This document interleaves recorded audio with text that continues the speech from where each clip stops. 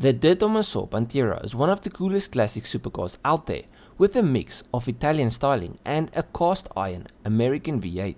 The car had appeal on both sides of the Atlantic.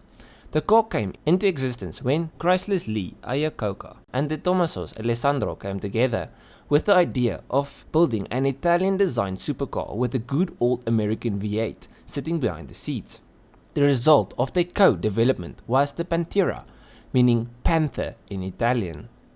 The Pantera included all the right ingredients, including a double wishbone suspension, disc brakes, rack and pinion steering, and most importantly, a 351 Cleveland V8 engine, which produced 325 horsepower. She also possessed a high torque that mitigated the need for excessive shifting at low speeds, making the Pantera more at home in urban areas than many homegrown cars of the era. Now, the Pantera was introduced in Modena, Italy in 1971, then it was revealed at a motor show in New York thereafter. Ford struck a deal with the Tomaso to sell the Pantera in the US via its Lincoln Mercury dealer network.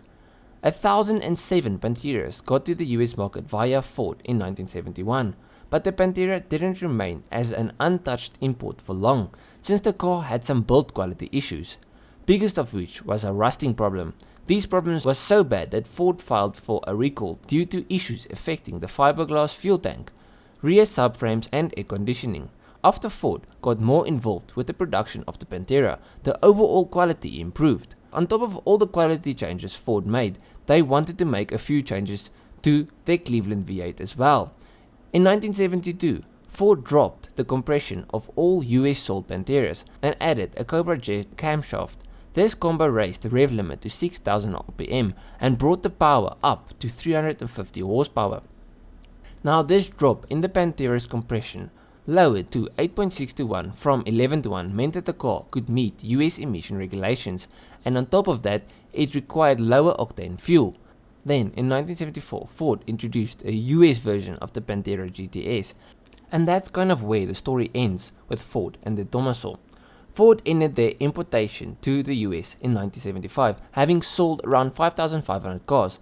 The Tomaso continued to build the car in ever-escalating forms of performance and luxury for almost 2 decades, and the car was for sale in the rest of the world. Now, the Americans still wanted some of the Panteras after Ford stopped importing, thus opening the market to grey importers like Pantera America and Amerisport. Now, in 1974, Ford US discontinued the 351 engine. So how did the Tomaso continue? Well, the Aussies continued production all the way to 1982. The car continued to use the Ford V8 engine all the way to 1988, when the supply of the 351 Cleveland engines ran out from Australia. The Tomaso began installing the 351 Windsor engines in the Pantera instead. Then, in 1990, the Tomaso released the 90 SI model, which featured a 302 Boss motor from Ford.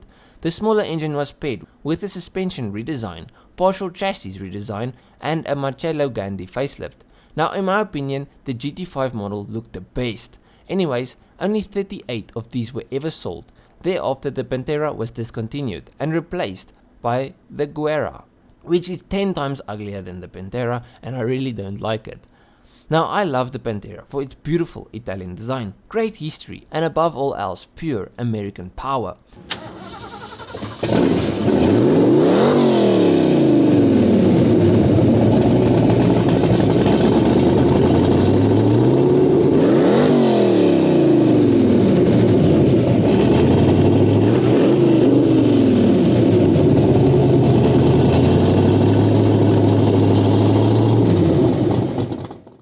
They might not be as popular or loved as their Italian rivals, but in my eyes they are just as cool.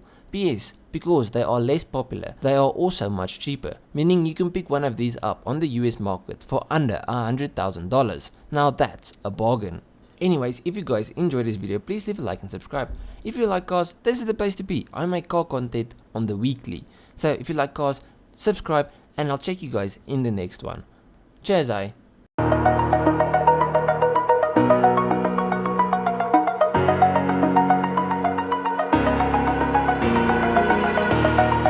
Over the edge, feel like I'm floating through the air. The pain I felt his pain.